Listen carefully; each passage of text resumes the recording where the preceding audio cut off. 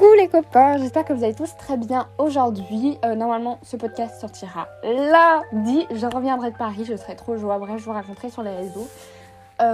Pourquoi je vous fais ce podcast ? Parce que je viens de recevoir un petit message d'une abonnée que je trouvais très important. Donc, en gros, elle m'explique qu'elle fait de la sorcellerie depuis un moment, déjà depuis quelques années, mais qu'il y a par moments où elle se sent pas bien protégée, etc. Donc en fait, elle m'a posé beaucoup de questions sur la protection, sur les chakras, enfin pas vraiment sur l'ancrage, mais ça rejoint un petit peu la protection.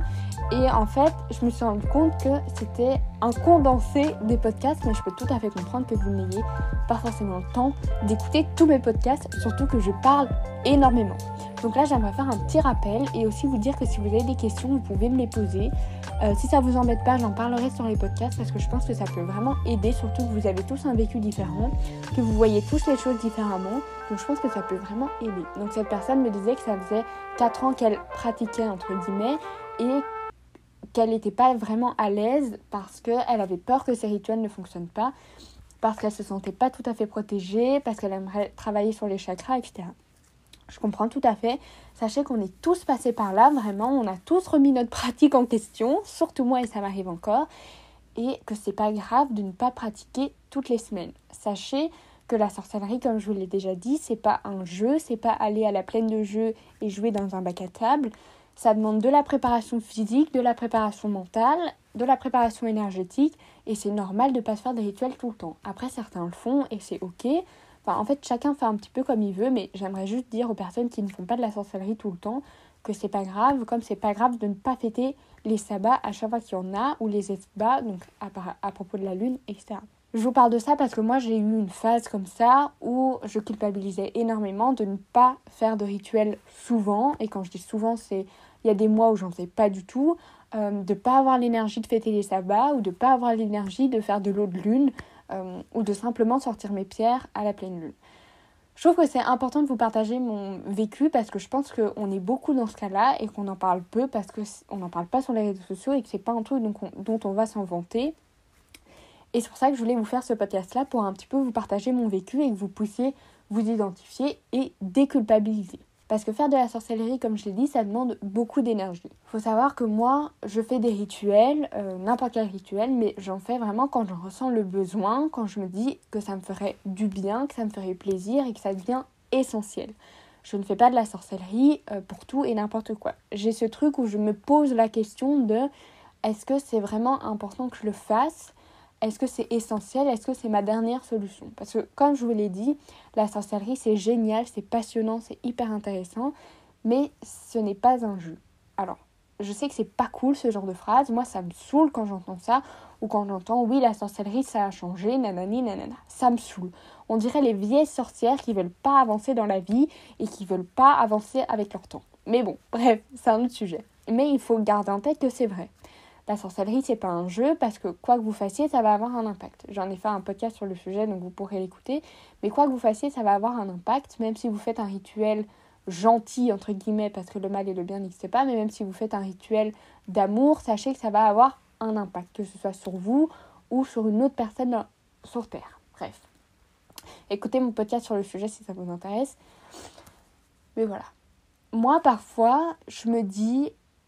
ok, je suis dans une situation où c'est pas cool, mais est-ce que c'est vraiment utile que j'en fasse un rituel ? Est-ce que j'ai besoin de jouer avec les énergies, de manier les énergies pour que ça vienne en ma faveur ? Est-ce que je pourrais pas, par exemple, prier une divinité ou faire quelque chose avant ? En général, moi, ce que je fais, c'est que je me pose la question, donc je prends le temps de me dire « ok, Manon, t'es dans cette situation-là. » Exemple basique, bateau et aléatoire, vous aimeriez gagner plus d'argent. Ok, donc je suis dans une situation où j'ai besoin d'avoir un petit peu plus d'argent, une petite rentrée d'argent. Qu'est-ce que je fais ? La première chose que je me dis, c'est ok, je vais essayer d'aller postuler quelque part, je vais essayer de déposer mes CV, je vais essayer de contacter papy, mamie pour aller tondre leur pelouse. Voilà, si ça ne va pas, je me dis, ou alors en plus, je me dis ok, je vais aller faire une prière à Tyché, je pense, la déesse de l'abondance. Je vais faire une offrande à telle divinité pour que ça puisse me donner un petit coup de pouce. Où je me dis, je vais faire une petite liste de manifestations, même si la manifestation n'est pas de la sorcellerie. Je vais faire une petite liste de manifestations pour voir si ça peut m'aider. Ou je me dis, je vais mettre un petit peu de basilic ou un petit peu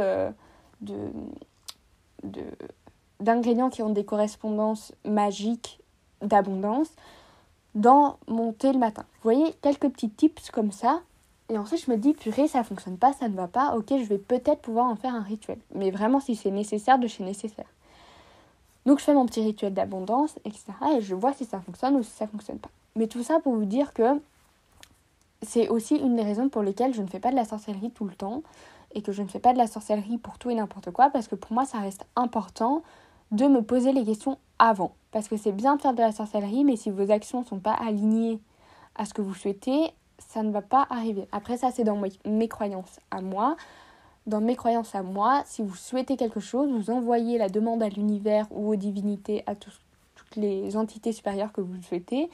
Mais si vos actions ne sont pas alignées à ce que vous souhaitez, si vous voulez gagner de l'argent mais que vous n'allez pas déposer vos CV ou vous contactez personne, ça ne va jamais arriver. Donc voilà, ça c'est un peu tout ce qui est mes croyances reliées à la manifestation. Après, vous y croyez pas, il n'y a pas de souci. Chacun sa décision, mais je tiens quand même à dire que la manifestation, ce n'est pas de la sorcellerie. Bref, donc ça aussi, vous voyez, c'est toute une préparation qui fait que je ne vais pas faire un rituel tout le temps. Ensuite, faire des rituels, c'est se purifier, s'ancrer, préparer tout ce qu'il faut, faire un cercle de visualisation, commencer à faire le rituel. C'est pas quelque chose qui prend 5 minutes et on n'a pas toujours tous le temps de faire des rituels tous les 4 matins parce qu'on en a besoin. Bref. Je m'égare de nouveau, je ne sais pas pourquoi je vous parle de ça. Parce que la personne m'avait demandé des petits rituels. Ah oui, parce qu'elle culpabilisait de ne pas toujours faire des rituels. Donc voilà. Donc même si ça fait longtemps que vous êtes dans la pratique ésotérique, ce n'est pas grave de ne pas faire tout le temps des rituels. Donc que ce soit des rituels magiques, purement magiques, ou simplement fêter les sabbats. Moi je sais que les sabbats, c'est des moments que j'aime beaucoup. Par exemple, il y a le sabbat d'Ostara qui va bientôt arriver et j'ai trop hâte. C'est un de mes sabbats préférés. Mais voilà, il y a des chances que je ne le fête pas parce que la période n'est pas propice à ce que je fasse quelque chose ou que je n'ai peut-être pas le temps, que j'ai pas l'énergie, etc. Alors ce que je fais moi en général pour les sabbats, c'est juste allumer une petite bougie qui a les correspondances du sabbat. Donc par exemple pour Ostara, ce sera soit rose, jaune ou blanc pour moi. Parce que ça ramène un petit peu les couleurs des fleurs. Je vais peut-être prendre une petite fleur, le mettre sur un endroit, tout purifier, etc. C'est vraiment basique du basique, hein. Je fais vraiment pas plus. Mais il y a des moments où je le fais pas parce qu'en fait, j'ai pas l'énergie, j'ai pas la motivation, etc. Le pire du pire, c'est vraiment les nuits de pleine lune. Voilà, les nuits et les jours de pleine lune. À chaque fois, je me dis, allez Manon, cette fois, tu sors tes pierres, tu fais ton eau de lune parce que vraiment, t'en avais besoin. Et à chaque fois, c'est pas possible parce que je ne sais pas pour vous, mais moi, en tout cas, les pleines lunes, ça me bras en pleine face. C'est-à-dire que quand c'est la pleine lune, je ne dors pas, je suis à fleur de peau, faut pas me parler. Genre vraiment, c'est atroce. Hein. J'ai l'impression que tout l'univers est contre moi. Donc dites-moi si je suis toute seule, en tout cas j'espère pas. Mais du coup, me dire que je vais devoir me lever en pleine nuit pour aller récupérer mon eau de lune qui est en bas dans le jardin, dehors dans le froid, c'est archi mort. Franchement, c'est archi mort. Donc je trouve des alternatives, encore heureux. Mais ça me saoule parce que j'aimerais faire une offrande à Artémis avec de l'eau de lune et à chaque fois ça ne va pas parce que je ne me réveille pas ou parce que j'ai pas la force mentale ni physique d'aller prendre un verre d'eau, le remplir, le mettre dehors, me lever à 4h du matin pour récupérer le verre d'eau, le mettre quelque part où il n'y aura pas la lumière du soleil et ensuite le lendemain purifier une bouteille, mettre dedans. Enfin, vous voyez, c'est quand même beaucoup de démarches. Donc c'est vraiment pas grave de ne pas faire de la sorcellerie tout le temps. Et je sais que sur les réseaux, on voit beaucoup de personnes qui font beaucoup de rituels. C'est toujours très sympa, toujours très fun. Mais personne ne vous dit que en fait, ça arrive une fois tous les 4 matins, une fois tous les 3 mois. Et que personne ne vous dit ça, quoi. Mais bon, voilà. Donc ça, je voulais vous dire ça. Et je pense que je ne suis pas la seule à ne pas faire des rituels tout le temps parce que c'est énergivore et tout ça. Enfin bref, le sujet est clos. Je voulais vous parler aussi de protection. Alors je sais que mon podcast sur la protection, c'était un des premiers podcasts que j'ai publié. Donc je pense qu'il est un petit peu perdu dans les fins fonds de mon podcast. Parce qu'on est déjà, ça va être le 23e épisode de la chaîne. Youpi! On est dans le top 20 des podcasts dans le top 20 ou dans le top 1, je sais pas, des podcasts français, paraît-il que les personnes qui atteignent les 20 épisodes font partie du top 10, top 20, top je ne sais pas combien. Donc voilà, on fait partie du top je ne sais pas combien. J'essaierai de retrouver l'info, mais bon, soit. La protection, c'est vraiment essentiel quand vous débutez dans la sorcellerie. Quand vous débutez dans l'ésotérisme, comme je l'ai dit dans ce podcast, c'est vraiment comme si vous étiez une lumière dans une forêt noire et que dans la forêt noire, il y avait plein d'entités, positives ou négatives, qui voulaient aller vers vous. Voilà. Donc vous êtes un petit peu la poule près des renards. Vous voyez ce que je veux dire ? Ce qui fait que c'est quand même hyper important d'être protégé énergétiquement parlant. Alors la première question à se poser quand vous voulez vous protéger, c'est de quoi est-ce que je veux me protéger ? Est-ce que je veux me protéger des entités négatives ? Est-ce que je veux me protéger des énergies négatives ? Est-ce que je veux me protéger des sortilèges ? Est-ce que je veux me protéger... En fait, vous pouvez vous protéger un petit peu de tout et n'importe quoi. Je vais rajouter un petit peu de nuance dans cet épisode-ci, donc je pense qu'il va être quand même assez important. Parce que je tiens à dire que quand vous vous protégez de quelque chose, vous devenez hermétique à tout. Ça, je ne l'avais pas mentionné dans le premier épisode, dans le premier podcast où j'aborde la protection, et je trouve que c'est assez important de le savoir. Bref, je reviendrai là-dessus un petit peu plus tard, mais là, je vais vous donner quelques petits tips sur la protection. La personne en question me disait, oui, en fait, je trouve pas beaucoup d'infos sur la protection parce que les gens qui en parlent, ils en parlent pas vraiment, et dans les livres, on n'est jamais sûr de ce qu'on lit. Alors, c'est tout à fait vrai, et c'est ce que je lui ai répondu, c'est qu'en sorcellerie, c'est vraiment très déconseillé de partager des protections parce que ça peut être une invitation à ce que les gens testent vos propres protections. Après, ce que les gens ne comprennent pas, c'est que là, je vais vous parler de protection, je vais vous partager des petits tips de protection, mais ce n'est pas pour autant que ce sont mes protections. Donc, les personnes qui veulent perdre leur énergie à tester mes protections, allez-y, mais si vous testez toutes celles que je vais dire, vous n'êtes pas sorti de l'auberge. Bref.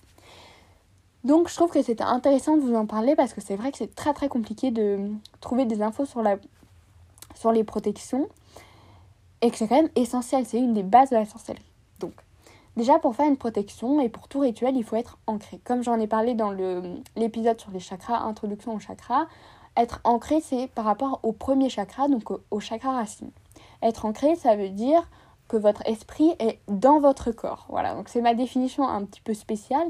Mais c'est le fait d'être complètement conscient, d'être en pleine conscience, comme on dit, de ce que vous êtes en train de faire, de où vous êtes, de ce que vous ressentez, etc. Ça permet en fait d'être aligné à ce que vous faites et d'enlever un petit peu tous les parasites qui pourraient venir perturber votre rituel. Parce que c'est quand même très important d'être très concentré dans un rituel. Alors, j'imagine que ça nous est déjà tous arrivé de faire un rituel que quelqu'un vous crie dessus, vous appelle, ou que vos parents entrent dans votre chambre, et qu'en fait, ça casse tout. Voilà, ça casse tout, ça casse toute l'énergie du rituel, ça casse tout le rituel, et en fait, vous avez fait tout ça pour rien. Voilà. Oui, ça arrive. Et c'est pas grave, on recommence, on dit à tout le monde de ne pas venir nous déranger, et on recommence. Bref. Pour les petits tips de protection, moi, ce que je conseille en général, c'est de prendre une pierre de protection par exemple. Après, ça dépend de quoi vous voulez vous protéger. Les pierres de protection par excellence, vous avez des pierres de protection comme l'obsidienne œil céleste qui est une des pierres de protection les plus fortes. Certaines personnes ne vont même peut-être pas la supporter. Voilà, elles font partie des pierres que les gens ne supportent pas forcément parce qu'en fait, elles sont très très très très très puissantes. C'est le genre de pierre que vous n'allez pas porter sur du long terme parce qu'elle peut vous faire rentrer dans une phase d'introspection très intense. Ce qui va vous faire en fait... c'est très dur de rentrer dans une phase d'introspection, de faire du shadow work, etc. C'est quand même pas la joie. Donc porter de l'obsidienne œil céleste durant plusieurs semaines, plusieurs mois, ça peut être un petit peu dangereux. Enfin dangereux, vous avez compris. Donc voilà, donc vous avez les pierres noires, donc les obsidiennes, les tourmalines, etc. Vous avez vous avez des pierres un petit peu plus douces, comme la pierre d'œil de tigre. Donc c'est une brune avec des petits reflets jaunes, dorés, ça, c'est très beau. C'est une pierre géniale contre les énergies négatives. Elle peut se porter sur du plus long terme. Elle apporte vitalité, courage, etc. Donc c'est une pierre aussi qui va amener le mouvement, si je puis dire. Donc voilà, vous avez aussi... on dit que l'améthyste est une des pierres de protection. Vous avez de la labradorite qui est aussi une pierre de protection et qui va vous permettre de transformer les énergies. Elle va absorber en fait les énergies négatives. Donc vous voyez, il y a des pierres qui sont plus fortes. Vraiment la pierre la plus forte, c'est vraiment l'obsidienne œil céleste. Et vous avez des pierres un petit peu plus douces que vous allez pouvoir porter sur du long terme et qui vont avoir plus d'effets à côté. Comme je vous l'ai dit, la labradorite, l'œil de tigre, l'améthyste, et je pense que j'en oublie beaucoup. Mais ça, vous pouvez vraiment trouver toutes les infos sur internet. J'essaie d'en voir d'autres, mais non. Donc ça, vous pouvez porter de temps en temps quand vous sentez que vous êtes un petit peu moins protégé, etc. Ou que vous allez rencontrer énormément de personnes et que vous ne voulez pas choper toutes leurs énergies, vous pouvez prendre une pierre de protection. Parce que les protections, en fait, vont former comme une barrière autour de vous. Ce qui fait qu'en fait, c'est totalement hermétique. Et que si vous portez une pierre de protection sur du long terme autour de vous, vous allez... Comment expliquer ? Vous allez avoir une barrière de protection qui va faire que vos énergies à vous vont rebondir sur la barrière de protection et vous revenir en pleine face.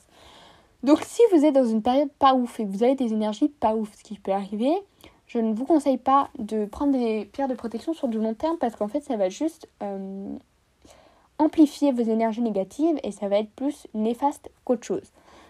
Donc en général, avant la protection, on fait une petite purification avec de l'encens, avec des sons, avec des bols tibétains, avec des douches purificatrices, des bains purificateurs, etc. Mais ça aussi, j'en ai fait un podcast sur le sujet. Ça y est, je ne parle plus correctement. Ensuite, pour les protections, donc je vous dis un peu tout ce que j'ai raconté à la personne en question. Si vous souhaitez faire des petits rituels pour la protection, vous pouvez faire du sel noir. Donc, c'est sûr qu'on en entendait beaucoup parler il y a quelques années, beaucoup moins en ce moment, je comprends pas trop pourquoi, mais bon, bref. Qu'est-ce que c'est que du sel noir ? C'est simplement du sel où vous allez rajouter du charbon pour donner cette couleur noire, et le charbon a des correspondances aussi de protection. Vous allez pouvoir rajouter des clous de girofle, vous allez pouvoir rajouter tous des ingrédients en fait qui ont des correspondances de protection. Et comment est-ce qu'on trouve les correspondances de protection ? Vous pouvez simplement les trouver sur internet, c'est vraiment pas très compliqué.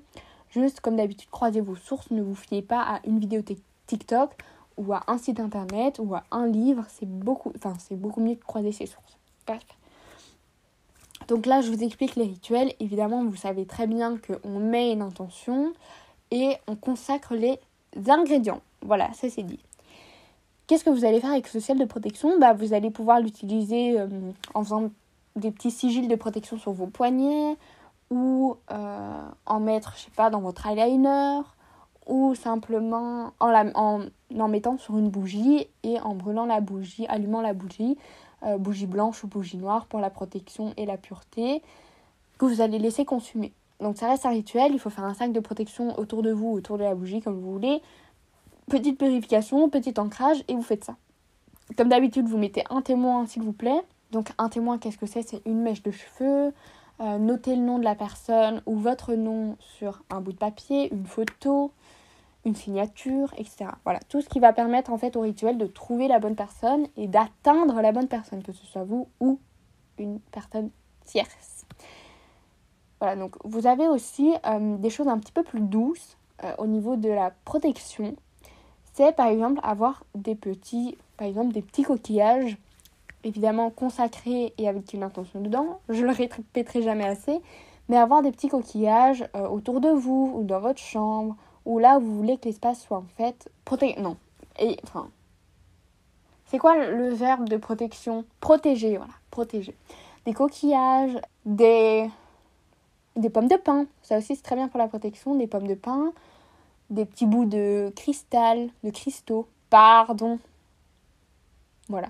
Donc en fait, vraiment toutes des petites choses qui peuvent amener la protection ou mettre des petits clous de girofle, etc. Alors je ne vous conseille pas de mettre du sel au bord de vos fenêtres ou près de votre chambre parce que, en soi vous pouvez, mais alors ayez fait une très bonne protection, une très bonne purification dans votre chambre parce qu'en fait si vous mettez du sel un petit peu partout dans votre habitation, ça va faire comme vous avez avec la bulle de protection, ça va faire ça mais dans toute votre maison ou dans toute votre chambre. Donc s'il y a une énergie négative dans votre chambre, elle va y rester. Ça ne va pas tout purifier. C'est pour ça qu'on dit, avant de faire une protection, il faut faire une purification. Voilà, je pense que c'est tout au niveau de la protection. Après, vous avez vraiment plein de petites choses pour la protection. Vous pouvez faire des tresses d'intention. Donc, c'est de la magie des nœuds. C'est faire par exemple des petits bracelets en faisant des tresses ou en faisant des nœuds, en y mettant des intentions. Vous pouvez faire vraiment de tout. C'est quoi le mot ? Vous laissez brûler de la lavande pour la protection. Ou vous faites des petits sachets ou des spells jar comme vous voulez. Où vous y mettez du sel, où vous y mettez de la lavande, où vous y mettez des clous de girofle, où vous y mettez du charbon, etc. que vous laissez dans votre habitation, mais que vous remplacez, s'il vous plaît, remplacez-le, parce qu'en fait, il faut garder en tête que le sel absorbe les énergies. Si à un moment, votre sel a absorbé toutes les énergies négatives qu'il y a chez vous ou sur vous, à un moment, ça ne va plus absorber, les énergies vont juste rester. Donc, autant le jeter, pas dehors, s'il vous plaît, mais dans la poubelle ou autre part. Voilà, ça c'est dit pour la protection, pardon. En fait, cette personne me parlait aussi qu'elle souhaitait ouvrir les chakras. Alors, pour ceux qui sont assidus sur la chaîne, vous savez que j'ai fait un podcast Introduction aux chakras, où je vous explique un petit peu quels sont les chakras, comment les ouvrir, comment travailler dessus, et qu'il ne faut pas les ouvrir dans n'importe quel sens. Bref, si vous voulez travailler sur vos chakras, il faut déjà vous renseigner sur qu'est-ce que c'est que les chakras, à quoi ils correspondent et en fait à quoi ça sert d'ouvrir ces chakras. Donc là, je vais vous faire vraiment une petite synthèse. Donc ceux qui ont déjà écouté le podcast d'il y a 2 semaines, je pense, 2 ou 3 semaines, vous pouvez rester, vous en faites pas, ça va aller très très vite. Si vous voulez ouvrir vos chakras, il faut commencer par le tout premier chakra. Il faut savoir qu'on a 7 chakras, mais il faut commencer par le premier qui va du bas, donc le chakra racine, et monter petit à petit jusqu'au chakra coronal qui est au-dessus de votre tête. Si vos chakras ne sont pas ouverts, ou par exemple votre chakra du cœur qui est au niveau de la poitrine est fermé, l'énergie va circuler jusqu'au chakra du cœur et il ne va pas atteindre le chakra coronal qui est au-dessus de votre tête, ce qui fait qu'en fait ça ne va pas aller. Pour ouvrir vos chakras, ce que vous pouvez faire, c'est déjà aller écouter mon podcast sur le sujet, ça pourrait vous aider. Mais ce que vous pouvez faire, c'est faire des méditations. Vous pouvez faire des méditations guidées.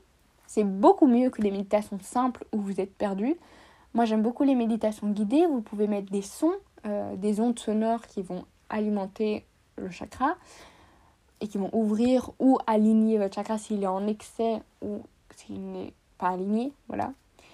Vous pouvez placer des pierres, donc des longs colliers style des sautoirs avec du quartz rose pour le chakra du cœur ou des bijoux de front, je ne sais pas si ça se dit, pour le chakra du troisième œil si vous souhaitez l'ouvrir. Il faut toujours garder en tête que ouvrir un chakra, ça aura un impact, mais comme toute chose dans la vie, au final, ouvrir le chakra de votre troisième œil, c'est bien sympa, c'est très fun et très tendance, mais ça peut devenir problématique quand vous allez voir des ombres passer et que vous n'allez pas trop comprendre ce qui se passe. Voilà.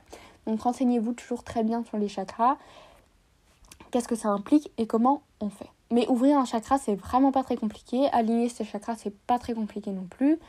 Et ça peut être très bénéfique sur la santé mentale et sur... Enfin, quand je dis la santé mentale, c'est votre bien-être, quoi. Parce que je veux pas lier psychologie et sorcellerie.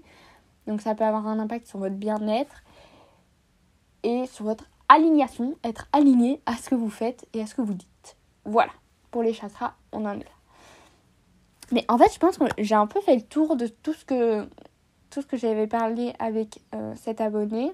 Donc, petit récap. Les protections, on en a parlé. Les chakras, on en a parlé. Le fait de ne pas pratiquer tout le temps, on en a parlé. Et maintenant, on va parler du fait de ne pas avoir confiance, d'avoir peur de faire des rituels. Alors, ça aussi, c'est très important parce que sachez que, comme d'habitude, on est tous passés par là et ça arrive à tout le monde. Pour débuter, c'est mieux de faire des petits rituels. Que vous puissiez commencer à prendre la confiance, si je puis dire. En fait, faire de la sorcellerie, c'est comme faire du vélo. Au début, ça fait un peu peur, c'est un peu inquiétant, on ne sait pas trop comment on fait. On a peur de rater, on a peur de se faire mal, on a peur que ce soit grave. En fait, plus vous le faites, plus vous allez vous rendre compte que même si ça se passe mal, pour des petits rituels, même si ça se passe mal, c'est pas grave. Et si ça fonctionne pas, c'est pas grave non plus. Et si vous tombez de votre vélo, c'est pas grave, vous vous relevez et vous recommencez. Voilà.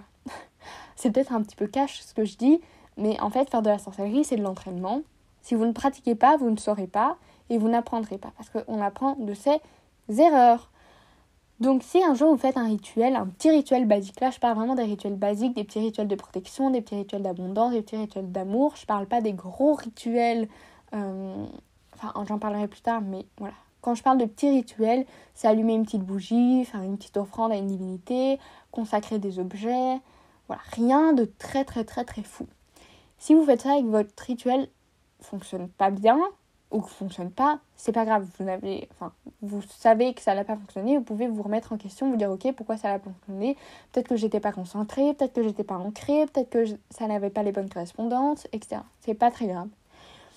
Si votre rituel tourne mal, ça c'est peut-être un petit peu plus problématique. En général, ce qu'on fait pour annuler un rituel, c'est qu'on fait le rituel inverse. Mais là, ça dépend vraiment de votre rituel, je préfère pas vous en parler directement parce que je veux pas vous raconter n'importe quoi, mais n'hésitez pas à contacter certaines personnes qui pourront vous aider ou à vraiment faire vos recherches. Mais la seule chose que je peux vous conseiller vraiment, si un rituel n'a pas fonctionné et que ça devient problématique, c'est de contacter des gens dans le domaine ESO. Alors pas des charlatans s'il vous plaît, vous gardez votre libre arbitre. Mais en fait, plus vous allez contacter des gens, plus vous allez avoir des sons de cloche différents ou les mêmes et plus ça va pouvoir vous aider. Alors on a cette chance inouïe de pouvoir contacter plein de gens via les réseaux sociaux, donc n'hésitez pas vraiment à contacter des gens via les réseaux. J'en ai fait les frais, non, mais j'ai découvert ça il y a peu de temps qu'en fait via les réseaux sociaux vous pouvez contacter n'importe qui, même des personnes que vous pensez être inaccessibles en fait. Donc voilà, donc en fait il faut pas avoir peur de faire de la sorcellerie, et si vous avez peur, ce que je peux comprendre parce que je suis aussi passée par là, c'est de commencer petit. Et quand j'ai commencé petit, c'est faire des petites spell jars, faire des petits sachets à correspondance, faire des petites huiles, faire des petits rituels avec une petite bougie, vous voyez ce que je veux dire? Des petites choses. Peut-être pas commencer directement avec des sceaux de Salomon, avec des incantations aussi longues que la Bible, avec des choses très très compliquées. Il faut savoir que les rituels en général ça a toujours la même structure, comme je vous l'ai dit, c'est souvent purification, protection, cercle de protection, on commence le petit rituel, donc on consacre les éléments, on allume la petite bougie, etc. Donc c'est souvent les mêmes structures. C'est bien de faire souvent des petits rituels qui ont les mêmes structures parce que ça va vous permettre de vous rendre compte que c'est vraiment pas sorcier, si je peux me permettre, mais que c'est vraiment pas la mort et que tout va bien se passer et que c'est pas très grave. Vous pouvez commencer par des rituels entre guillemets gentils, comme un petit rituel de confiance en soi, un petit rituel d'abondance, un petit ci, un petit ça. Vous voyez, rien de très très fou. Mais je voulais juste vous dire que c'est vraiment pas grave d'avoir peur, c'est tout à fait normal. Mais la seule chose que je peux vous conseiller dans ces cas-là, c'est de pratiquer d'autant plus, de faire d'autant plus de petits rituels. Maman, je me permets de m'arrêter parce que ça fait 2 jours qu'il y a un petit lapin qui se balade devant chez moi. En gros, j'habite devant un champ. Et il y a un petit lapin, il se balade, c'est le 3e jour que je le vois, il est trop mignon. Il me fait trop penser...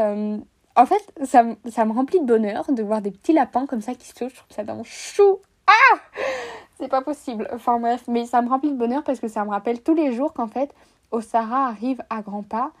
Et que... bon, là, je vous fais une méga parenthèse, mais en gros, ça me fait sourire parce que l'histoire d'Ostara, c'est que la déesse Ostara serait réveillée par des lapins le jour du sabbat, donc le jour, je pense que c'est équinoxe ou solstice, je sais plus, le jour du sabbat pour réveiller la nature et que celle-ci commence à être fertile. Voilà. Le lapin est aussi symbole de fertilisation, non, mais de choses fertiles, d'abondance, etc. Et ça me fait toujours sourire de voir ce petit être tout mignon sauter dans le champ. Je trouve ça d'un chou et ça me rappelle toujours que c'est bientôt l'été, c'est bientôt la chaleur, c'est bientôt Aphrodite, c'est bientôt les petites tops, la plage. Waouh, j'ai trop hâte. Ça va être trop chou. Enfin bref, voilà, grosse parenthèse fermée. Donc si vous avez peur de pratiquer, faites des petits rituels et pratiquez petit à petit.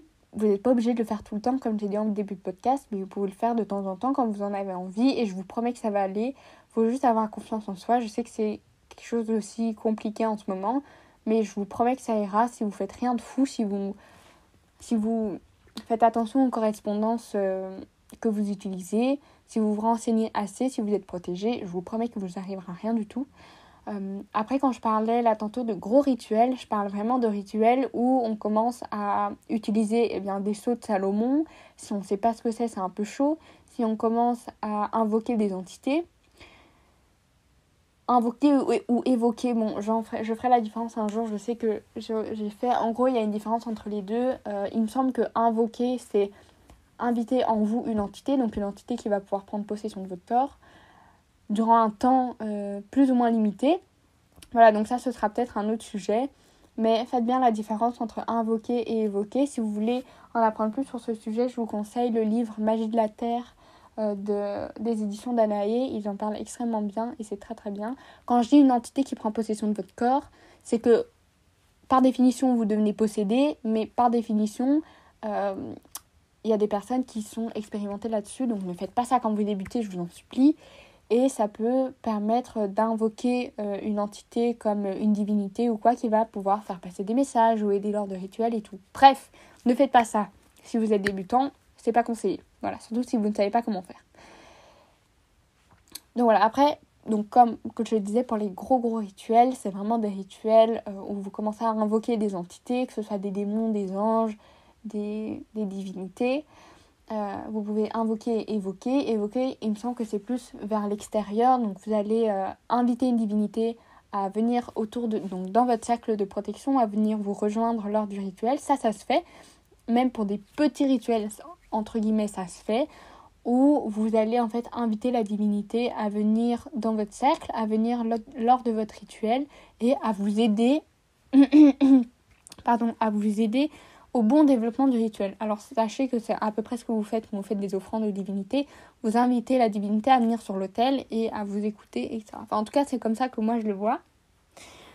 Mais donc, évoquer des entités, c'est pas grave. Enfin, c'est pas la mort. Après, ça dépend des entités, hein, évidemment.